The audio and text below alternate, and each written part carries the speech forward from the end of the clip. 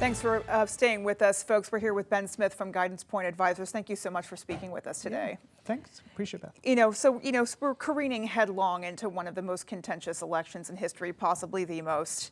And, a major focal point, it's usually the economy is up there, but it is top of mind, absolutely. And a major component of that being the stock market. Now, what we were just talking about is that the way folks think of the economy is not necessarily an accurate reflection of what's going on in the economy, and that there's also more of a disconnect than folks might think between parties and candidates and the actual state of the economy. Yeah. So talk about how folks should be thinking about the stock market and the economy going into the election. So of course we're 90 days out from this election or less, right? So I think when you poll members of either party, they're going to feel differently about how they think the economy is doing, right? And I think when you kind of align with a certain line of thinking, it may kind of change how you believe that the economy is doing versus how it actually is. And I think the stock market is looking at actual data and they're just responding to that, and they really do not care which party is going to be in control. Which kind of runs counter to sort of what we think or how we connect with the stock market and the economy. Correct. Because I think in the short term, obviously the stock market can be emotionally driven, right? Is on a day-to-day basis, anything can happen.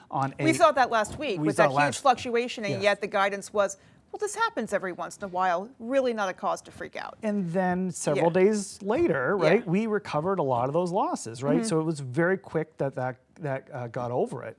So from a longer term perspective, I think that's what the stock market's looking for is, hey, how is the economy growing long term and how do we get there? And I think political party where we're saying, hey, we're concerned about my party losing or the other party winning, that may cause emotional decisions to not be in the stock market. And I think that's a concern.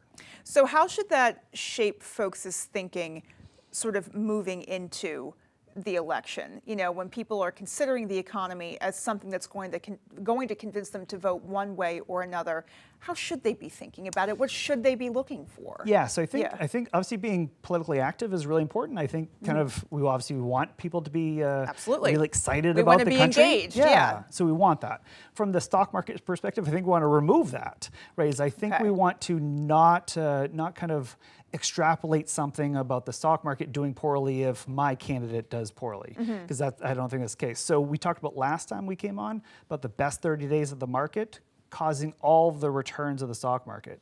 So if we are trying to get out of the market because I think my candidate might lose, that's when we can miss out on some of the best days. So we want to make sure we're staying in regardless of our political affiliation. It sounds like the overarching theme is take emotion out of the stock market. Correct. It's very much black and white numbers, and those aren't necessarily predicated upon who's in the White House, who's possibly going into the White House. Correct. So get your financial plan. If you have questions, sit down with your advisor and go through it from a long-term perspective, but don't be reacting over the next 90 days. Interesting. All right. Well, that may be comforting to a lot of folks. Thanks, Beth. All right. Well, thank you so much for joining us, Ben. We so appreciate it. Folks, stay with us. Your updated extended forecast coming right up.